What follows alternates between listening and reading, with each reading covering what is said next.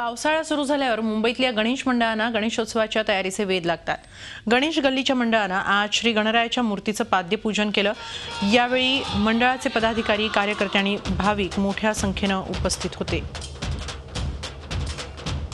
यंदाच्या उत्सवाचं स्वरूप कसं असणार आहे या संदर्भात आमचे प्रतिनिधी दिनेश दुखंडे यांनी मंडळाच्या पदाधिकाऱ्यांची केलेली ही चर्चा।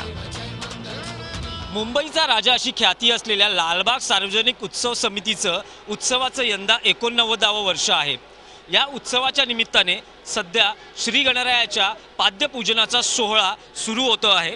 यंदा उत्सवाचं स्वरूप नेमकं काय असेल हे जाणून घेऊया। मंडळाचे पदाधिकारी आपल्या सोबत आहेत। स्वप्नील, तुमच्यापासून सुरुवात करणार आहोत। काय यंदा उत्सवाचं स्वरूप आहे? मुंबईच्या राजाचं यंदाचं 89वं वर्ष आहे आणि नावाला साजेसा असा उत्सव साजरा करण्याची परंपरा मंडळाची नेहमी राहिलेली आहे। भव्यतेची परंपरा आणि संस्कृतीची जोपासना करणारं हे मंडळ आहे। त्याच्याप्रमाणे यावर्षी आम्ही बद्रीनाथ मंदिर या ठिकाणी भाविकांसाठी साकारत आहोत।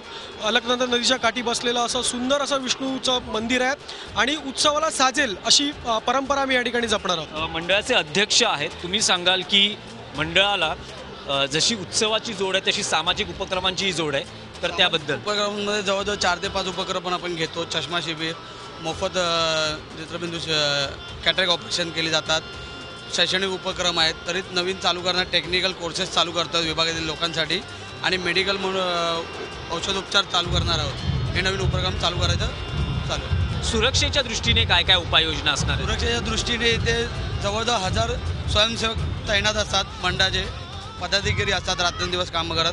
तसेच CCTV फुटेज कमीत कमी 60-70 कॅमेरे अवेलेबल असतात आणि सिक्युरिटी, प्रायव्हेट सिक्युरिटी म्हणून एक फर्म केलेली आहे।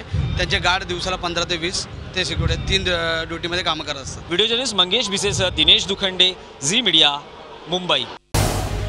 झी 24 तास रहा एक पाऊल पुढे।